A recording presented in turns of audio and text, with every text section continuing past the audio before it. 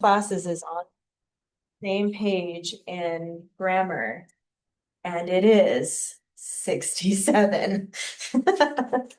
Yes, I said it, 6-7. There you go. Don't understand it, but there you go. Page 67. Do you know the whole thing is 6-7? Oh, good. You're lucky. I know. We shouldn't even tell him, actually. Forget I ever said it.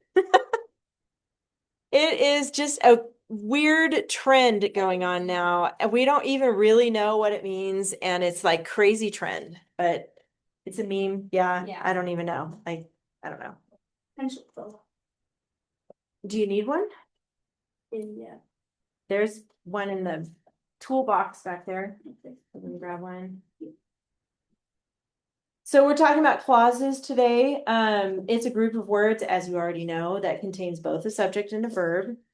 So recognizing the basic clause and phrase structure of a sentence will help you punctuate the sentences properly. So you know how you have your fix-it list, which will have you find where the end marks go.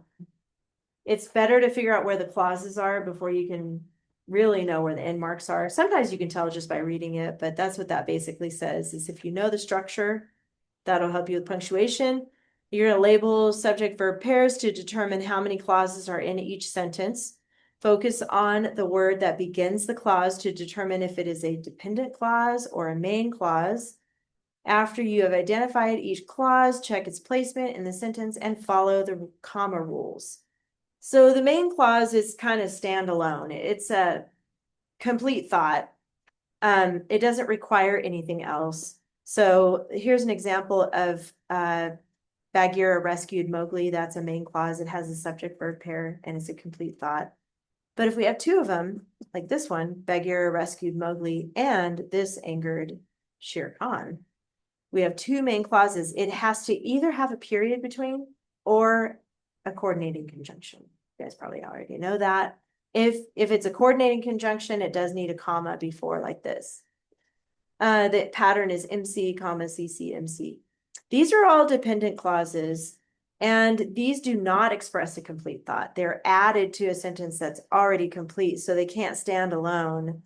And here we have the who, which clause. Bagheera, who sympathized with Mowgli, rescued him. And the who, which clause is considered a relative pronoun telling about Bagheera. So just like it's actually referring back to Bagheera. And it says uses commas unless essential. So remember, if it's essential, it's like your brain. You need to have it in order for the sentence to make sense. This is just adding a little extra information. Sympathized with Mowgli. It's not telling vital information. If it did, you wouldn't need commas for that. You guys have any questions about that or anything? Okay. Then you have the that clause. That's easy to spot. It always has that. It begins with that. It is also a relative pronoun. It's telling about what you just said. A little bit more about that. Does not use commas. Bagheera. There you go. How about that? Bagheera told Mowgli that he had been born in captivity. No comma. The pattern is MC and then the that clause, no comma. And then the adverb clause, that one is the www.asia. If it's first, there's a comma, like this one. Although Mowgli was a boy, comma, he lived with wolves. If the main clause is first, no comma. So Bagheera rescued Mowgli when he spoke at Council Rock. The pattern is here AC, comma MC, but MC AC. If the main clause is first, there's no comma.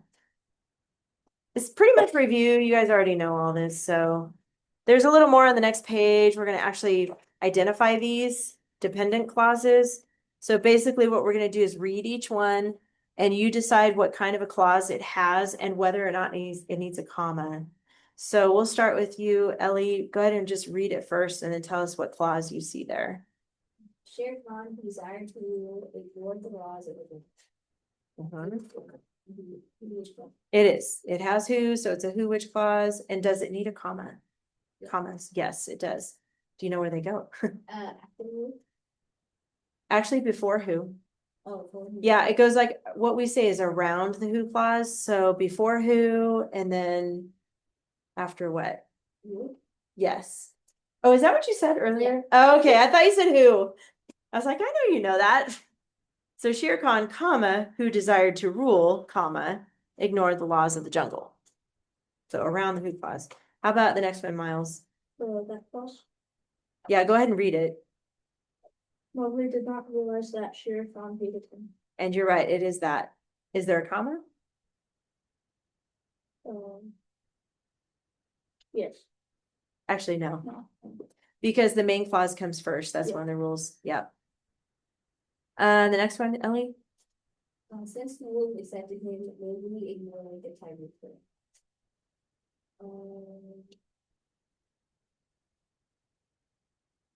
Make it AC for Yes. So since is the AC, so it's coming Yeah. first. So do we need a comma? Yeah. Yes. Where does it go? After Yes.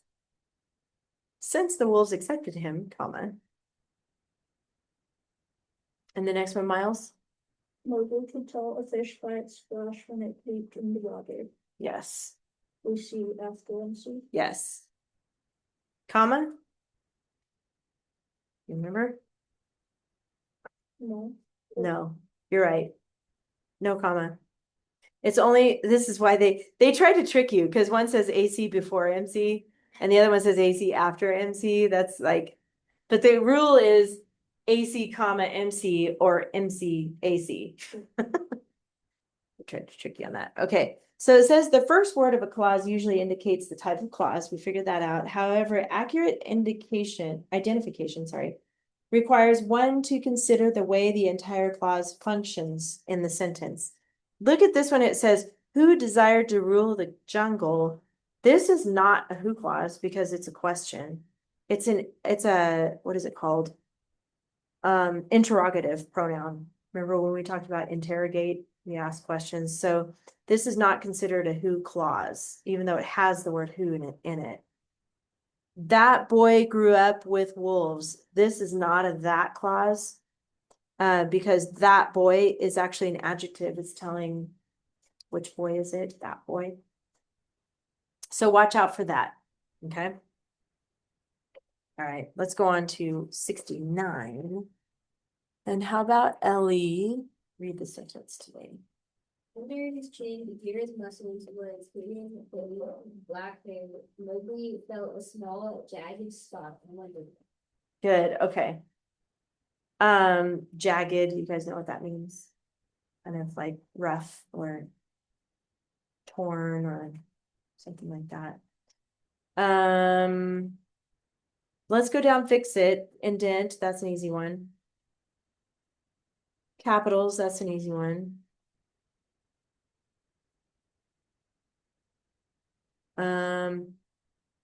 Commas we'll come back to because it depends on where the clauses are. End marks we'll come back to. And then how about apostrophes? Miles, what do we do with those? We take out of muscles. Out of muscles.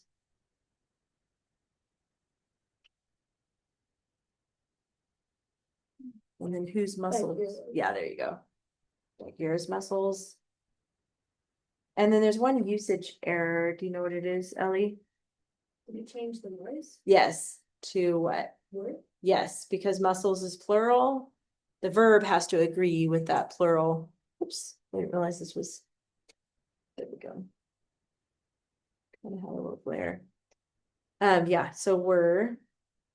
Let's jump over here. What's the coordinating conjunction, Miles? And that's easy.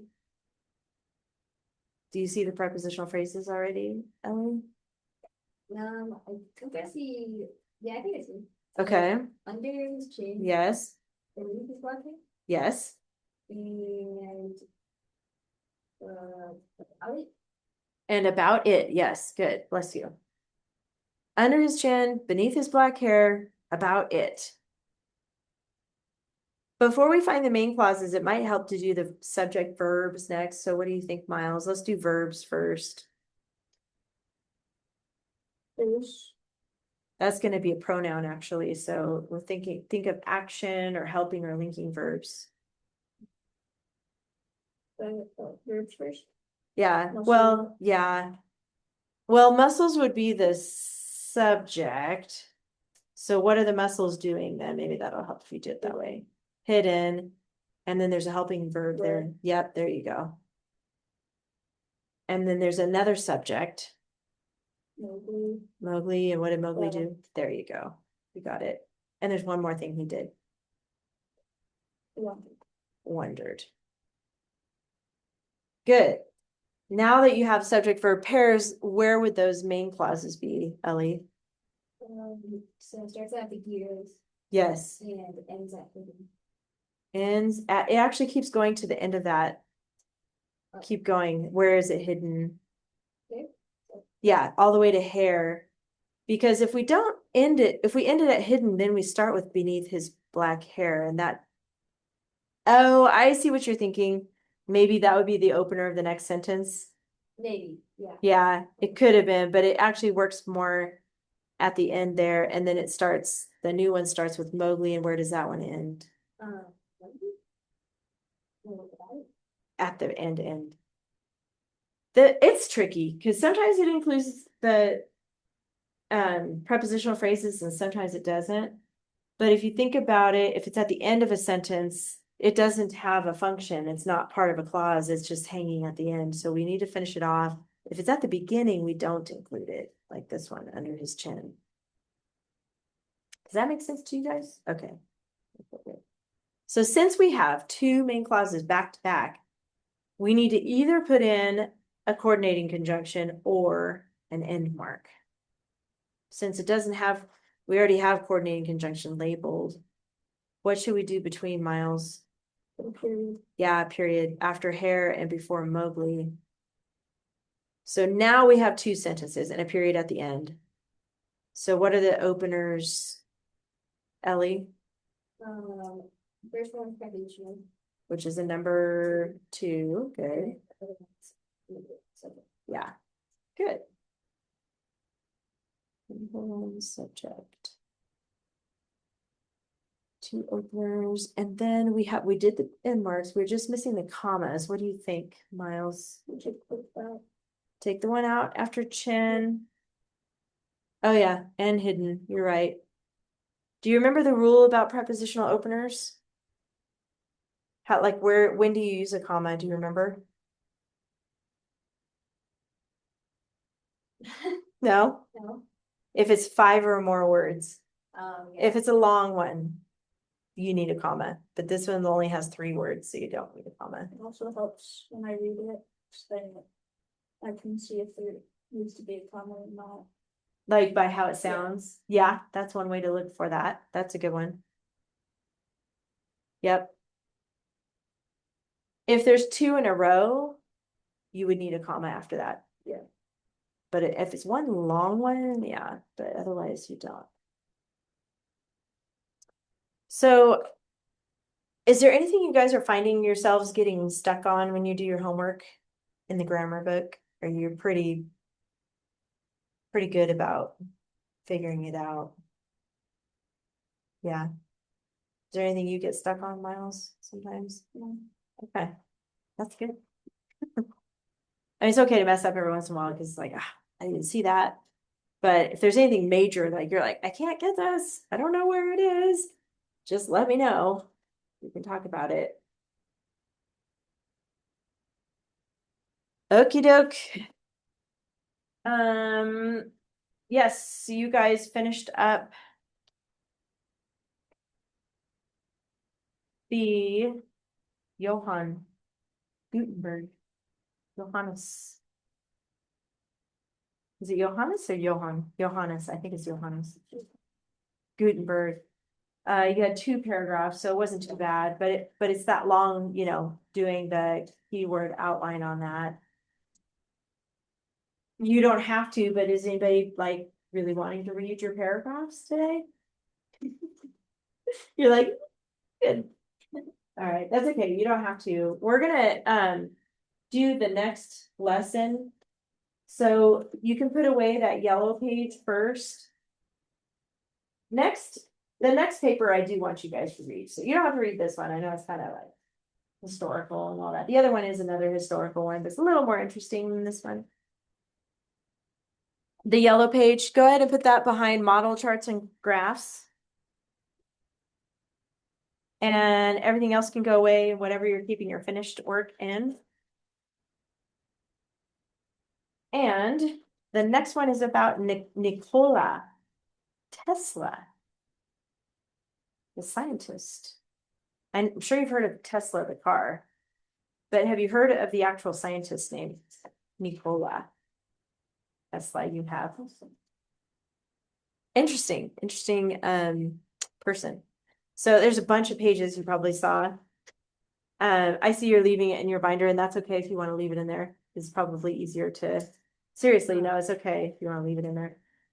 You do need a piece of white, the big paper, if you have it. If you don't have it, I have extras. I need it. Okay. Extras.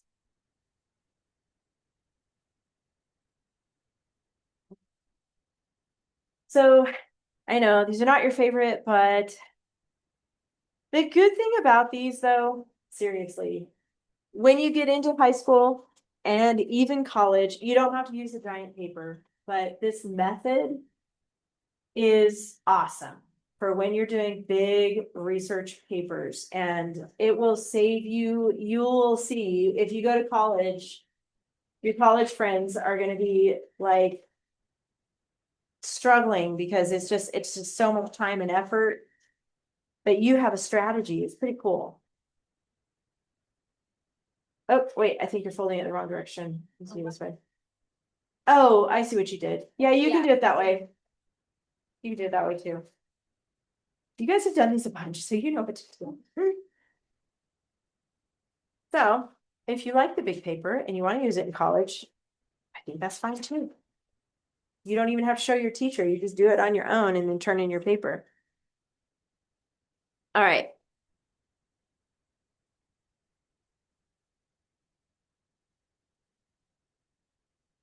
I'm gonna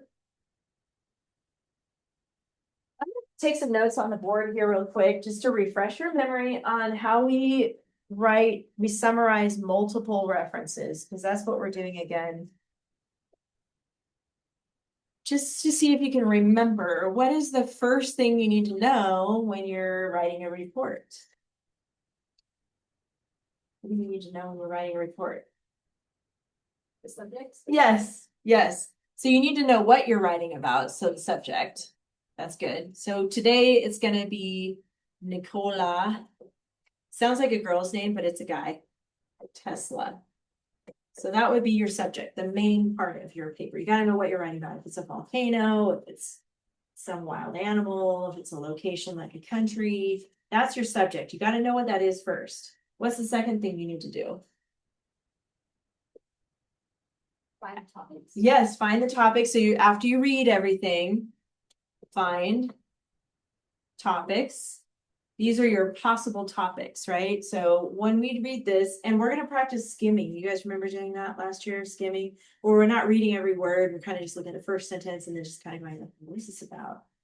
And then you can label each paragraph. Those are your possible topics. And then what do? You list them. Let me put list here. After you list your topics, close. After you list your topics, you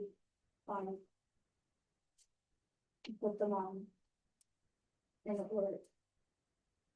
Use.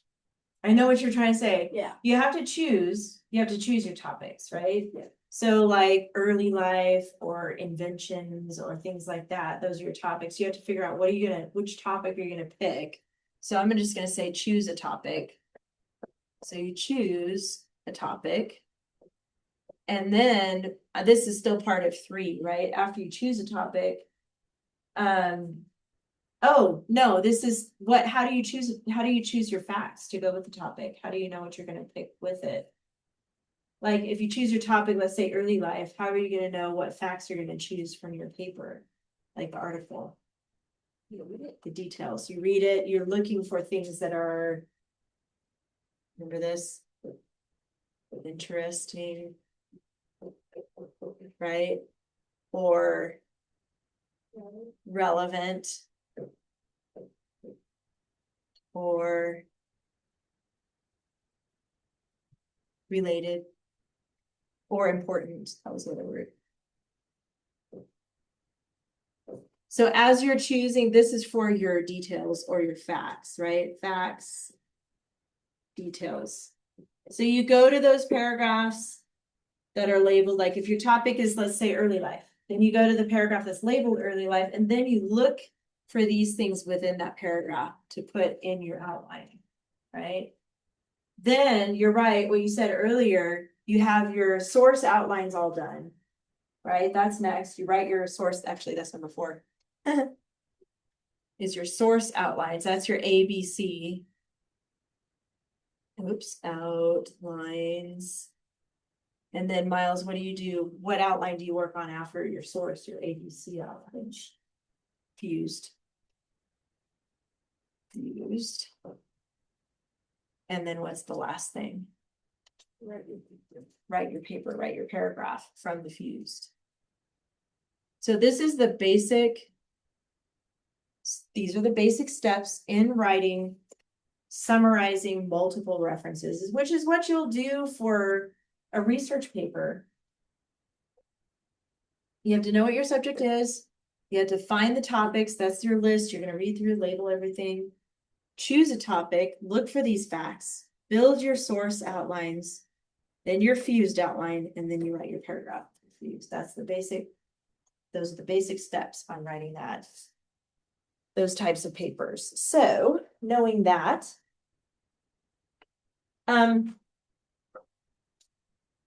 this has 4 articles. So on your, actually, before we set up our outline, let's just make our list of possible topics, okay? Let's go to article 11.1. I'll wait for you, Miles, if you want to write that down. Oh, You got it? Okay. So page 117, this is going to be A. I always like to do that. It doesn't say you have to, but to me, it helps me. Just put A at the top there. And we're skimming. This is called Understanding Tesla. So looking at that first sentence first, interest in scientist Nikola Tesla has reawakened in the 21st century, but fake news has spread. And then kind of skimming through that, remember how we skim, we kind of let our eyes fall on keywords like electricity, genius, mysterious, lightning, laboratory, engineers, projects, discoveries, contributed, technologies, Croatia. I see birth, I see a date, child. So this has a lot in it for the first paragraph, but what would you say that that paragraph is mostly about? How to label it? I don't know. Maybe. I'm thinking it's kind of like general information about him. Kind of like an overview. Does that make sense? So maybe we could call this one general. Like it's telling a little bit about what he was, which was a genius. He was a scientist. And then what's a couple of the projects he worked on. And then when he was born, things like that. So the next one, what do you think? I'll have you guys just kind of skim it by yourself for a minute. So, and then Miles, kind of after you skim a little bit, what do you think this one's mostly about? The next paragraph. You can just do it in your head.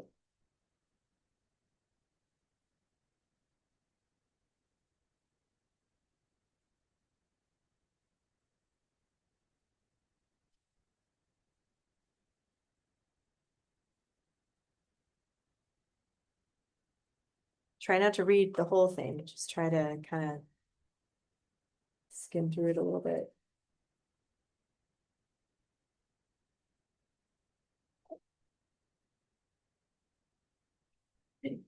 You're a quick reader. You're probably reading it. That's okay if you are. What do you think?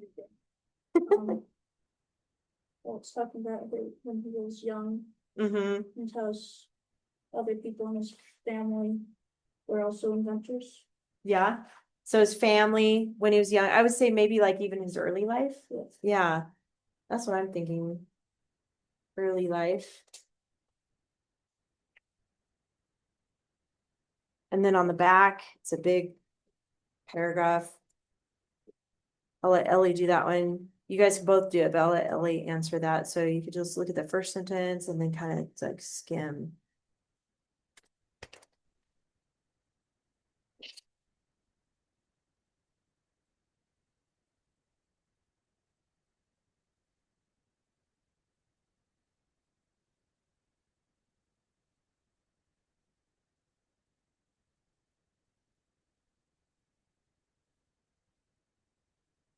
Like his first inventions. Mm-hmm. Inventions.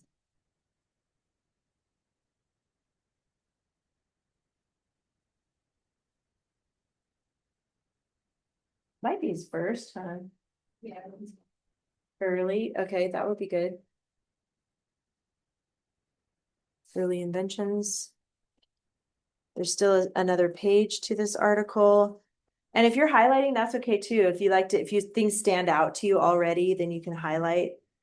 That's kind of hard to do because we're skimming, but what about this one on 119 3 miles? What do you think that one's about? Mostly.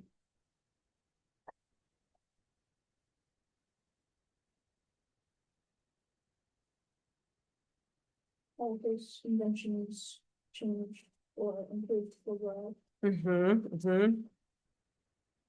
Could it be called, if we had to give it one word, could we say legacy maybe? Yeah. Yeah.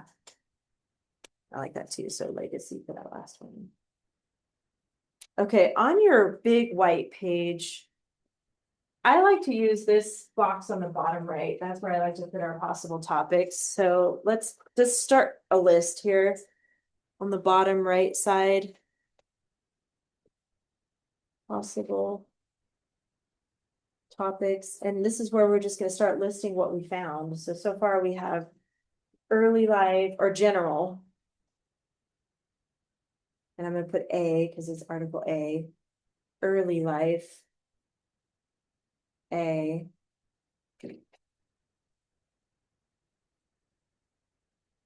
I'm just going to call this next one inventions, even though we kind of said early inventions, but there might be others we can combine with that. And then legacy. These are all in Article A.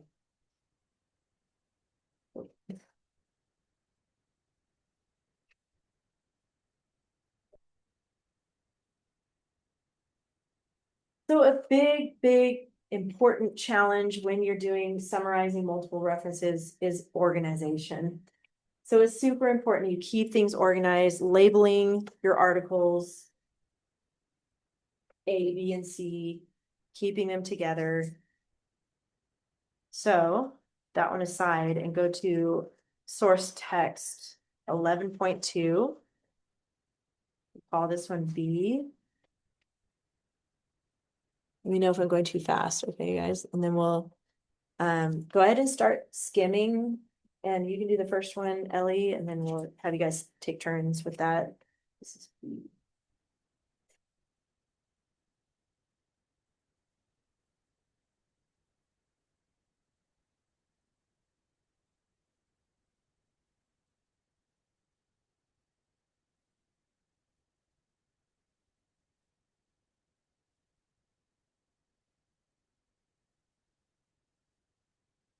Like, I guess generally. I think so too. It does talk a little bit about his inventions, but I think general, it's a good.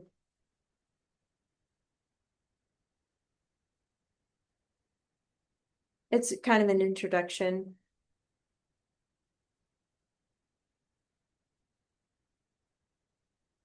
And then the next one, miles. You're gonna see a pattern, and that's what's cool about the way they have these set up. Because you'll kind of pick up on that it fits categories we already have.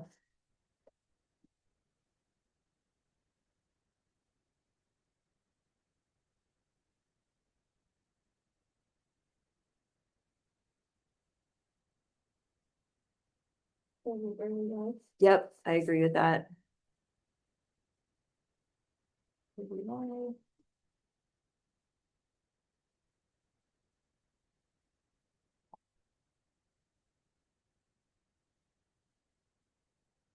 Another great thing to keep in mind, because when you're in high school and college, are you guys in high school yet? You're eighth grade? Eighth grade, okay. You'll have like, especially in college, they'll have you get sometimes even books, I know that we have the internet now, so you'll have like lots of sources online. But you might have sources online and in books, and it's like overwhelming. Like if you check out a book about Nikola Tesla, it's gonna be giant. So rather than going, oh my gosh, I have to read 1,000 pages by next week, you can use this method and skim and even look in the index and kind of get a feel for what topics are being discussed. And then you just go to that topic. That's what makes it so cool to use this method. So anyway, back to you, Ellie. This one on page 122, what do you think this one's about?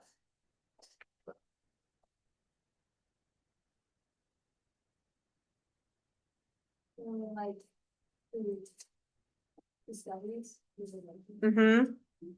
Yep. I'm wondering if we should call it inventions because we already have a category like that. Yeah. Yeah. Inventions. But if you like the word discoveries, you can add that to that note. And then it keeps going on to page 123. What do you think for that one, Miles? Also, legacy. I think in this one, I think you're right, legacy, but I also think there's something that it talks about in this one. The DEW.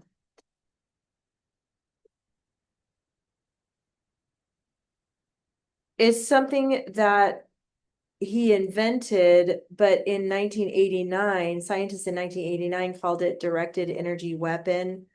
So this was a big part of what he did. So I would say his legacy, but then I would also put in there DEW just to with my other plastic thingy. Anyway, on the side, I'll use this one. Legacy. And then DEW.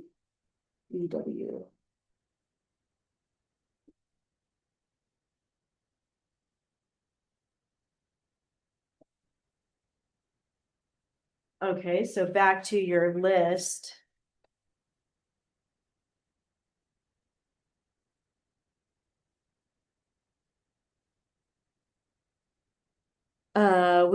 Was general, right? We had that on there, and early life, and inventions, and legacy, but I'm gonna add a new category, DEW. That's because that was something, whoops, sorry. Something that, it's a weapon. And that was something pretty powerful that he discovered. That was a big part of what he did.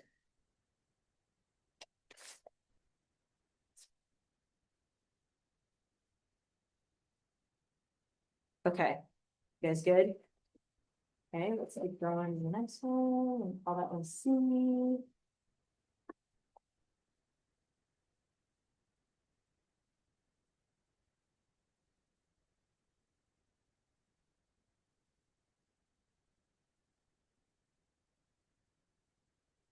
Service to the service of mankind.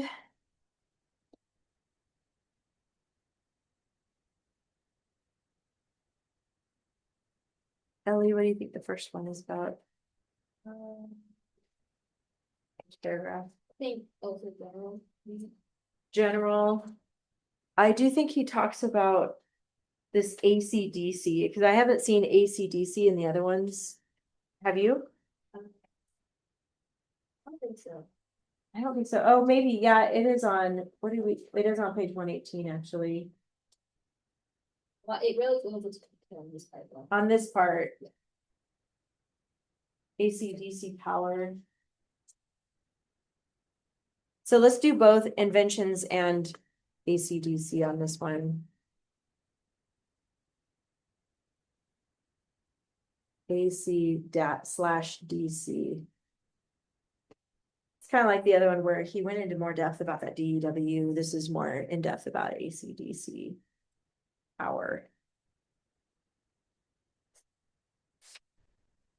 This next paragraph might be a little a different type of a topic. I'm thinking it's its own topic. So see what you guys think when you kind of skim through that one.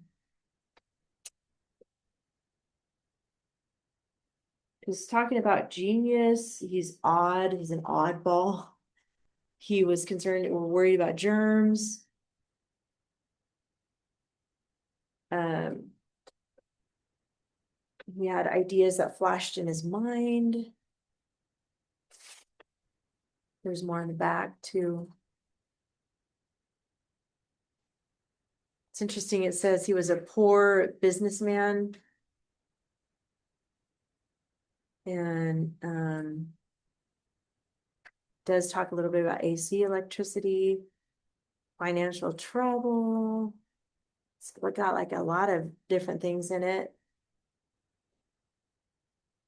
Labs were destroyed by fires, ideas not acknowledged. So I don't know. What do you guys think? This is a tricky one, in my opinion. I had a hard time with this one.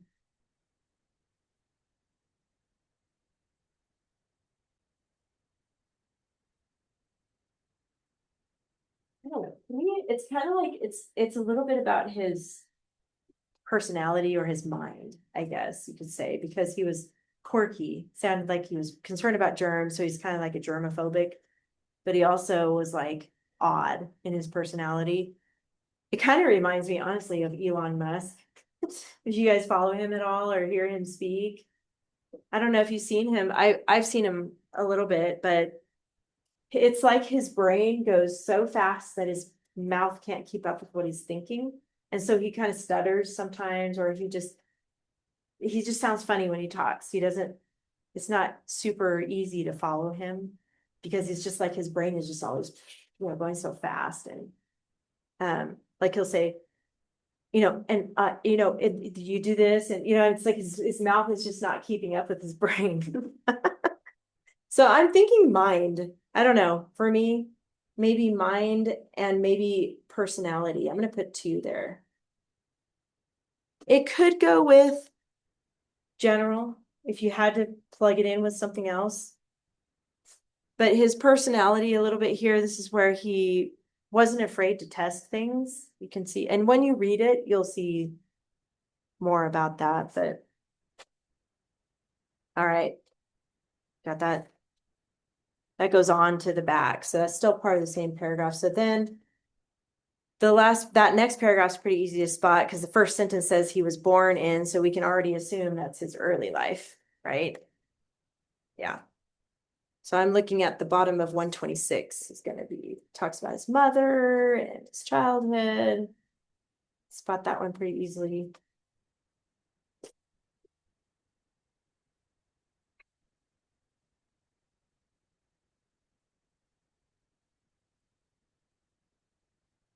It does go on though in that one to page 127. My pages are getting mixed up. I'm trying to keep them together. Here we go.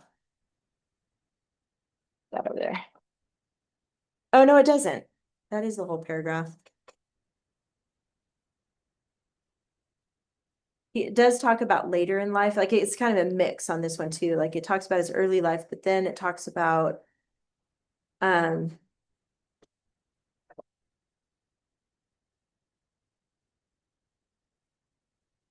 a little bit about AC/DC in that one too.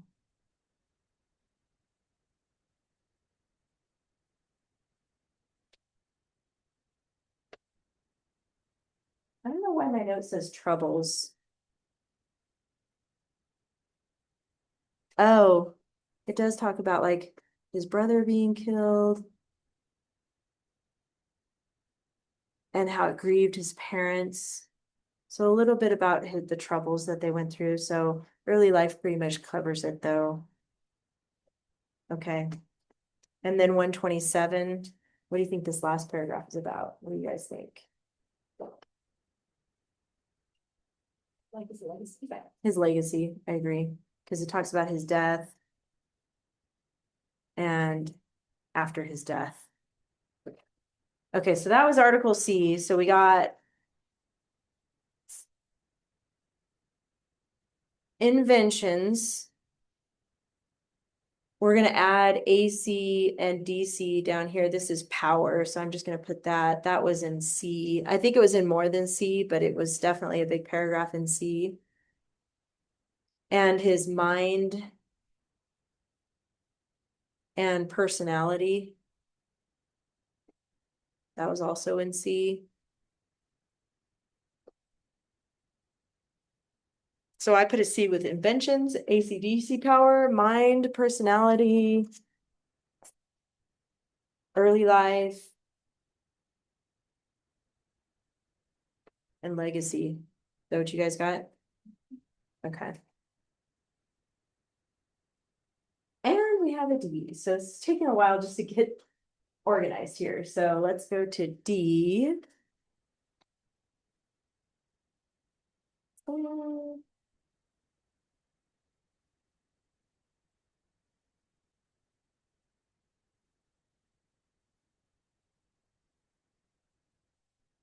So D.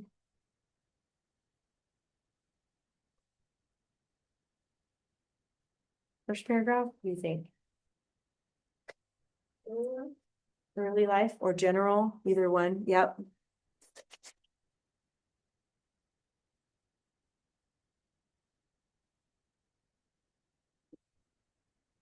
Call it early life. I like that idea. It looks like we'll be able to combine those actually, general and early life. Much about early life as well. Okay. Maybe we should put like slash general right here, just because it does have some general things about his mind.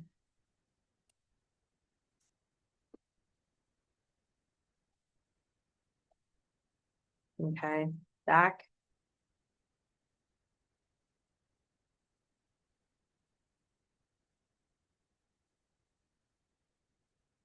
About his notes, his autobiography, reports, how he memorized entire books.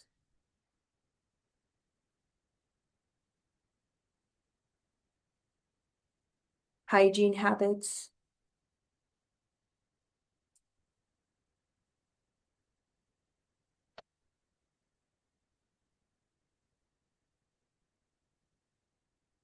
I'm thinking this is like his mind again, you know, and his personality.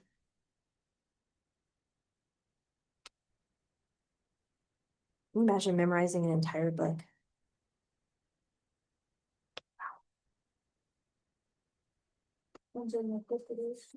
That's true, huh?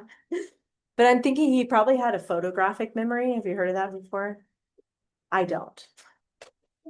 I wish I did. It would make life so much easier. But I think he struggled because of that too. He was almost too smart. You know what I mean? It was hard for him to have a normal life. Um, this paragraph on 131.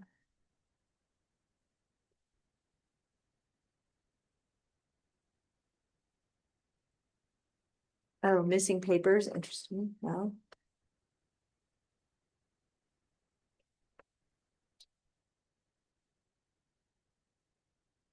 this has a little bit of different things in it too.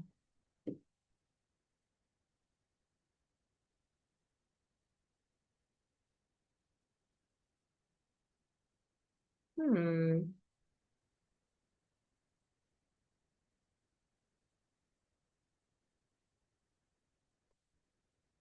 It talks a little bit about that.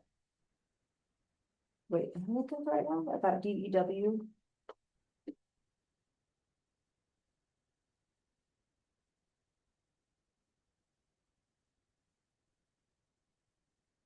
Maybe not.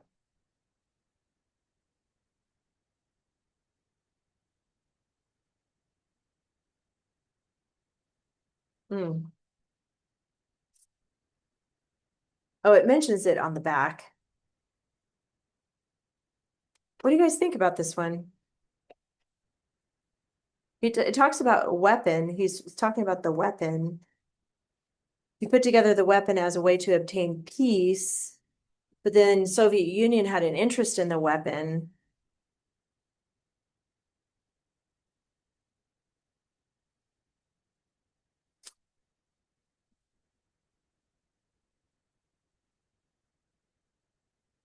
I almost think it's like legacy and DEW. Is that what you guys think? Which is the weapon? And DEW, that's kind of what I'm thinking too. Like what he left behind.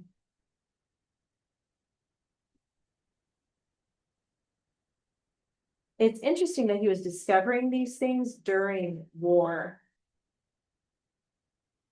World War II. So he was definitely an important person to discover these weapons, but scary. It's like everybody wanted his knowledge, and so that made him a dangerous person, which made him like a target, because he knew. Have you guys, you probably haven't seen it because I don't know what it's rated, but there's one that's called the movie I'm thinking of. It's like Brilliant Mind or something like that, but it's about, there's a couple of them out. There's one that's about the atomic bomb, the person who invented it. No, it's a Christopher Nolan movie, and I'm trying to remember what the title is. I have to look it up. But it's a true story about the person who actually discovered the which is basically like the Hiroshima, the bomb that destroyed thousands and thousands of miles of everything. Okay. So, we need to put D on here. So we found, what do we find? Early life was there. General pretty much was in there. Did you guys already do this? Yeah. Okay. Mind, personality was there. Legacy. And a little bit about DEW, which was the weapon. All right, so it's not super clean on like where things are found, but you've got your list here now. And now you can decide what topic you want to start with. Obviously, it makes sense to start probably somewhere up here with general and early life to give an introduction to who he was. So I would say you can combine general and early life as an introduction. Some of that general you want to keep to the last paragraph too to kind of wrap it up a little bit. Since early life is in all four, we're going to just set up all four up here. So I'm going to have you guys do just one paragraph this week. And then we're going to finish it the other two next week. So I know it's a lot to do and it's a lot to read. And then, so I'm going to spread this out over 2 weeks. And then we'll have a nice clean break at Christmas.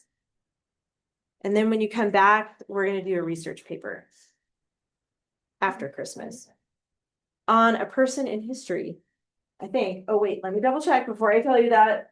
Yes, a historical person, but not J.R. Tolkien, because you already did that one. I know it's a good one. Okay, good. So that way we can come back in January and be ready to start that paper. But this one, we're going to start with his general and early life. So just do Roman numeral 1 on all these. And let's double check here. You're going to do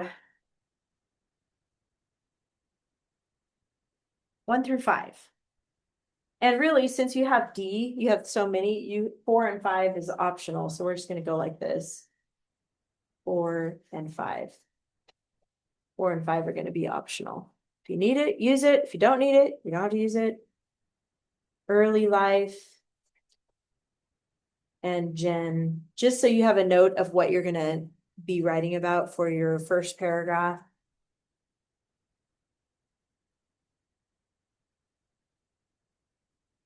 1 through 5. Remember, as you're looking for those topics, I should say those facts and details, you're looking for interesting, relevant, and important. Try not to pick the same facts across articles. You'll look at the same type of paragraph, but choose different facts. Does that make sense?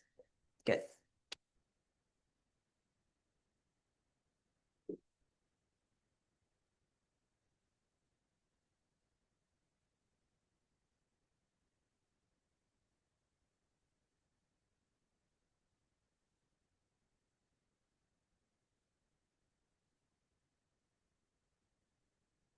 And I'll have you guys take a picture of your outlines and upload it to, so I can see how you came up with your facts.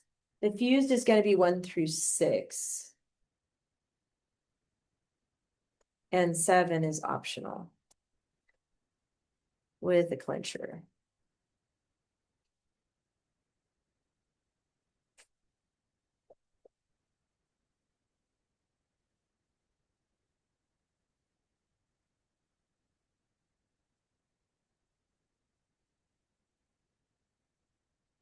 So basically you're going to use these two that you labeled here.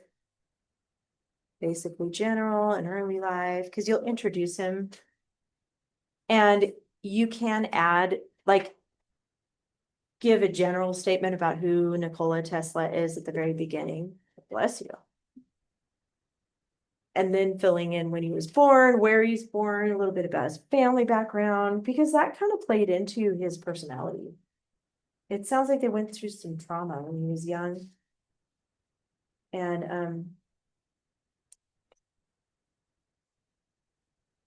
gonna be hard to pick and choose. But as you go back to these paragraphs, read the paragraphs this time. Don't just skim. You're gonna actually read. You don't have to read every paragraph of every article, but go to those paragraphs that you labeled. Early life in general.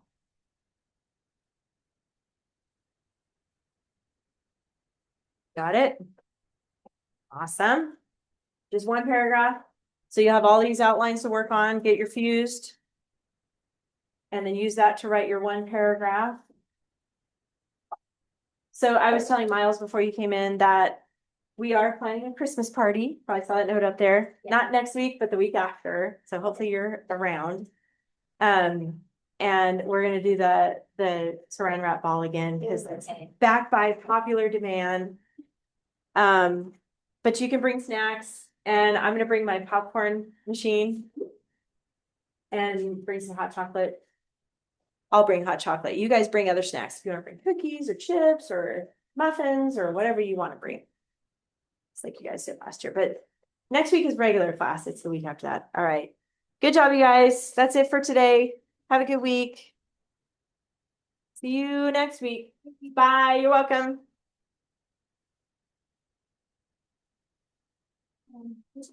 Yeah. Do you know the Schmitz?